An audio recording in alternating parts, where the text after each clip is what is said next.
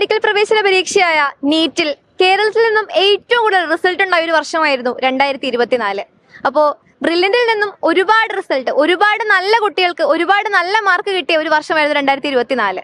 അപ്പോൾ ഈ 2024 ബ്രില്യന്റിന്റെ വിക്ടറി ഡേയിൽ ഇന്ന് നമ്മളോടൊപ്പം ചേരുന്നത് കോഴിക്കോട് സെൻട്രലിൽ നിന്നുള്ള J9 ബാച്ചിൽ പഠിച്ചിട്ട് നല്ല മാർക്ക് വാങ്ങിയ കുട്ടികളും അവരുടെ ക്ലാസ് ടീച്ചറും അവരുടെ ഹോസ്റ്റൽ വാർഡനുമാണ് നമ്മളോടൊപ്പം ചേരുന്നത്. അപ്പോൾ നമുക്ക് ആ മിടുക്കരായ കുട്ടികളുടെ അവരുടെ ക്ലാസ് ടീച്ചേഴ്സിന്റെ ഒക്കെ വിശേഷങ്ങൾ അറിയാം. അപ്പോൾ നിങ്ങൾ ആദ്യം എന്താണ്, നിങ്ങളുടെ പേരെന്താണ്, നീറ്റ് സ്കോർ എന്താണെന്ന് ഒന്ന് പറയണം.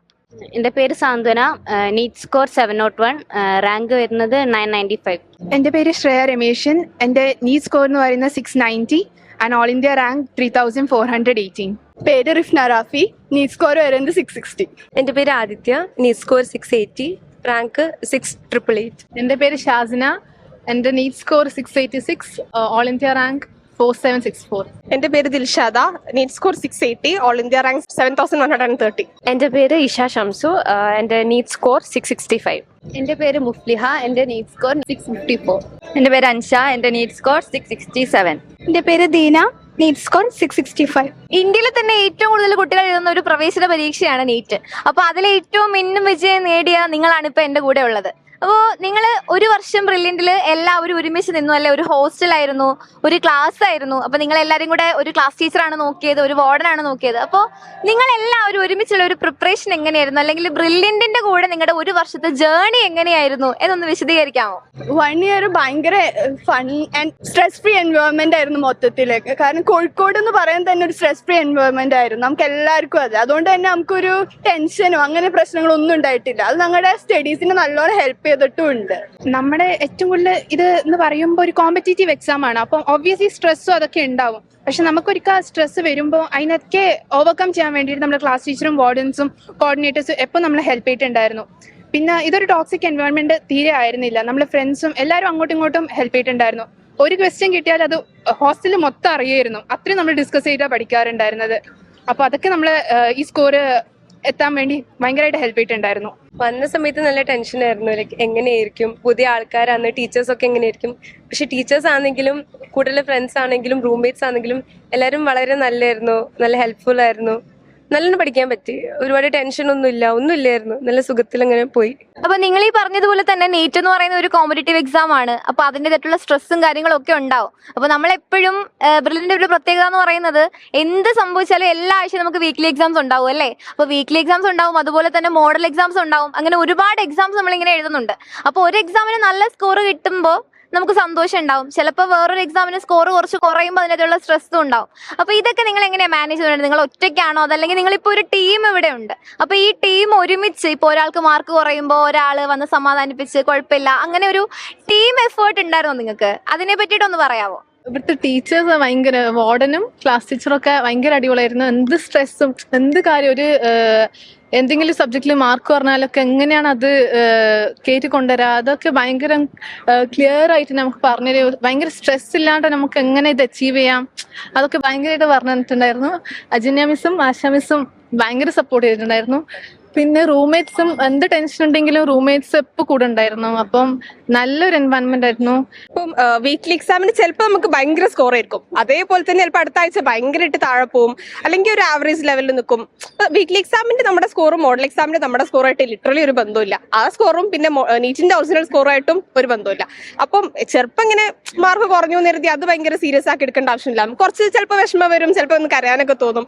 അപ്പം ഒരു ഷോൾഡർ തരാൻ ഫ്രണ്ട്സ് ആണെങ്കിലും വാർഡന്മാരാണെങ്കിലും ഇനിയിപ്പോൾ ഞങ്ങളുടെ കോർഡിനേറ്റർ ആണെങ്കിലും എപ്പോൾ വേണേലും മുപ്പരെ കൺസൾട്ട് ചെയ്യാം. നമുക്ക് എന്തെങ്കിലും പ്രശ്നം ഉണ്ടെങ്കിൽ പറയാം. നമ്മുടെ ഏറ്റവും കംഫർട്ട് സോണിൽ നമ്മളെ കൺസിഡർ ചെയ്യാൻ എപ്പോഴും പറ്റുമായിരുന്നു. അതുകൊണ്ട് അങ്ങനെ ഒരു വലിയ പ്രശ്നമായിട്ട് തോന്നിയിട്ടുണ്ടായില്ല.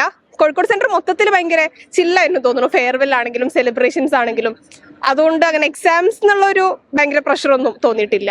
അപ്പൊ ഇവരെ ഏറ്റവും കൂടുതലായിട്ട് പറഞ്ഞത് ഇവരുടെ ക്ലാസ് ടീച്ചേഴ്സിനെയും അല്ലെങ്കിൽ വാർഡന്റെ സപ്പോർട്ടിനെയും ഒക്കെ പറ്റിയിട്ടാണ് അല്ലേ? അപ്പൊ അതിൽ നിന്ന് തന്നെ നമുക്ക് മനസ്സിലാക്കാം അവർ എന്തോരം എഫേർട്ട് ഇട്ടിട്ടുണ്ട് ഈ കുട്ടികൾക്ക് ഇത്ര നല്ലൊരു റിസൾട്ടിലേക്ക് എത്തിക്കാനെന്ന്. അപ്പോൾ നമുക്ക് ക്ലാസ് ടീച്ചേഴ്സിനോട് ചോദിക്കണ്ടേ നിങ്ങളെ എങ്ങനെയാണ് അവർ ഒരു വർഷം കൊണ്ടുപോയതെന്ന്? അപ്പൊ ക്ലാസ് ടീച്ചറിനോടാണ് ചോദിക്കാനുള്ളത്. അപ്പൊ ഇത്രയും കുട്ടികളുണ്ട്, ഇവരെല്ലാം വേറെ ഒരുപാട് കുട്ടികളുണ്ടാവും അല്ലേ? അപ്പൊ ഇവരെ എല്ലാവരും എങ്ങനെയാണ് ഈ നീറ്റ് എന്ന് പറയുന്നത്, ഇപ്പൊ ഇന്ത്യയിൽ തന്നെ ഏറ്റവും ഇമ്പോർട്ടന്റ് ആയിട്ട് നമ്മൾ കാണുന്ന എക്സാമുകളിൽ ഒന്നാണ് നീറ്റ്.